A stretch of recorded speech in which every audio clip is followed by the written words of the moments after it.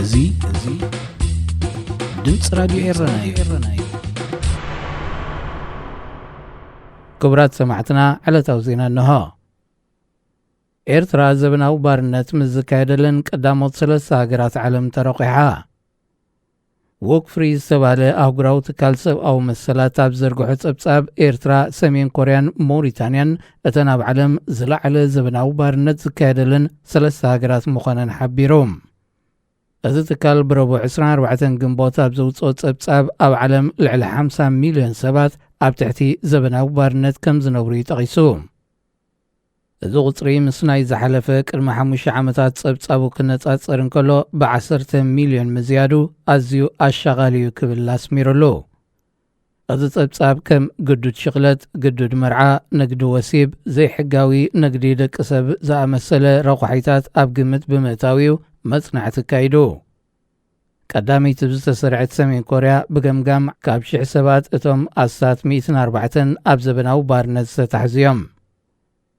ካብ 1000 ሰባት እቶም ኣስታት 9 ካብ ህዝባ ኣብ ትሕቲ ዘበናዊ ባርነት ከም ዘለዉ ዝተጠቕሰት ኤርትራ ድማ ካልይቲ ኮይና ትስዕባላ። ብዘይ ሕግን ቅዋም ወይ ስርዓተ መንግስትን እትመሓደር ኤርትራ ውልቃውን ሰብኣውን መሰላት ዜጋታታ ብምጥሓስያ ትኽሰስ። እታ ሃገር ብዝያዳ ትለለየሉ ድማ ዜጋታታ መወዳእታ ዘይብሉ ሃገራዊ ኣገልግሎት ብሓውሲ ባርነት ብምሓዝ ብኩናት ምስ ጎረባብታ ብጃምላዊ ማእሰርቲ ዜጋታት ዝተኣስሩ ዜጋታታ ሃልዋቶም ብምጥፋእ ብዋሕዚ ስደትን ድኽነትን እዩ። ኣምነስቲ ኢንተርናሽናል፣ ሂማን ራይትስ ዎች፣ ኦፕን ዶርስ፣ ሬሊዝ ኢንተርናሽናልን ካልኦት ኣህጉራውያን ትካላት ተጣበቕቲ ሰብኣዊ መሰላትን በብወገኖም ዓመታዊ ኣብ ዘውፅኦ ጸብጻባት ንኤርትራ በዚ ጉዳይ እዚ ከም ዝወቕስዋ ይፍለጥ። ወክፍሪ ዝተባህለ ኣህጉራዊ ትካል ኤርትራ ዘበናዊ ጊላነት ካብ ዝረኣየለን ቀዳሞት ሃገራት ኢሉ ዝረቑሓ መበል 32 ዓመት ናጽነታ ኣብ ዝጸንበለትሉ ዕለት እዩ። ኣብ ሱዳን ብሰንኪቲ ኣብ መንጎ ወተሃደራት መንግስትን ፈጣን ሓይልን ዝተወልዐ ግጭት ካብ ከተማ ካርቱም ናብ ከሰላ ዝሃደሙ ብዙሓት ኤርትራውያን ዳሃዮም ጠፍዩ ከም ዘሎ ኣልጀዚራ ሓቢሩ። እቲ ማዕከን ዜና ብረቡዕ 24 ግንቦት ኣብ ዘቕረቦ ጸብጻብ ብርክት ዝበሉ ኤርትራውያን ካብቲ ኣብ ከተማ ካርቱም ዝተወልዐ ግጭት ነብሶም ንምድሓን ብኣውቶቡሳት ናብ ከተማ ከሰላ ኣብ ዝሃድምሉ ዝነበሩ ግዜ ተሰዊሮም ክሳብ ዝዋንዚ ዳሃዮም ጠፍዩ ምህላው መልኪቱ። እቶም ኤርትራውያን ክሳብ ሕጂ ኣበይ ከም ዝኣተዉ ክፍለጥ እኳ እንተዘይተኻኣለ ገለ ካብኣቶም ብሓይልታት ጸጥታ መንግስቲ ተጨውዮም ናብ ኤርትራ ሰጊሮም፣ ገለ ድማ ግዳያት ዘይሕጋውያን ኣሰጋገርቲ ደቂ ሰብ ኮይኖም ክኾኑ ከም ዝኽእሉ እዩ ዝግለጽ።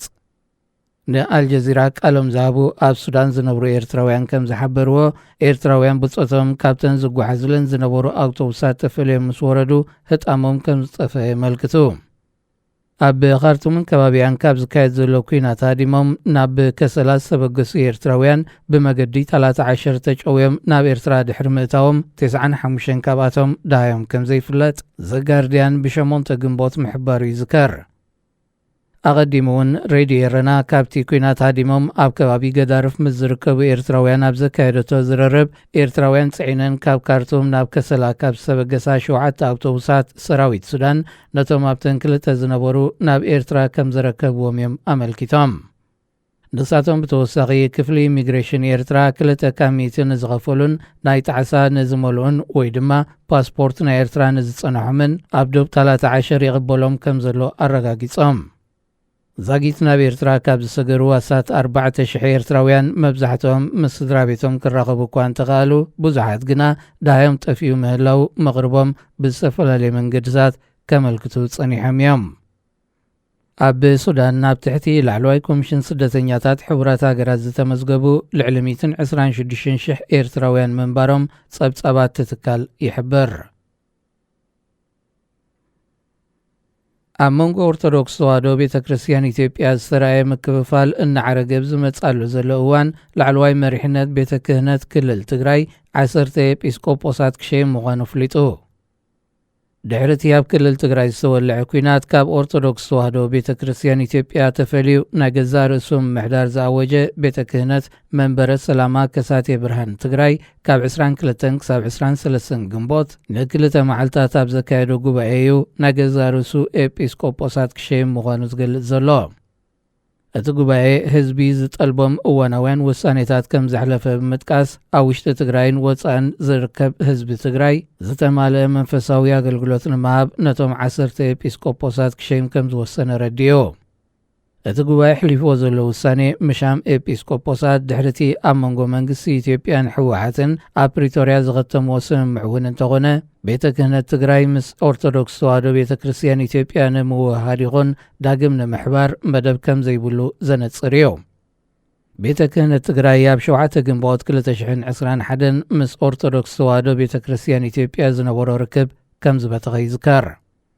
ኣብ መጀመርያ ወርሒ ናይዚ ዓመት ዝውን ኦርቶዶክስ ተዋህዶ ቤተ ክርስቲያን ክልል ኦሮምያ ናይ ገዛ ርእሰ ጳጳሳት ክትሸይም ድሕሪ ምጅማራ ናብ ጎነፅ ኣምሪሑ ኣብ ህይወትን ንብረትን ጉዳት ከም ዘብፅሐ ይዝከር። ነዚ ዝሓለፈ 6 ዓመታት ብናይ ብሔር ግጭትን ኩናት ሓድሕድን ክትሕመስ ዝጸንሐት ኢትዮጵያ ኣብ ርእስቲ ዘለዋ ተኣፋፊ ፖለቲካዊ መድረኽ ምክፍፋል ሃይማኖታት ተደሚርዎ ናብ ዝበኣሰ ውድቀት ከይተምርሕ ዝተፈላለዩ ወገናት ስጋቶም ይገልጹ።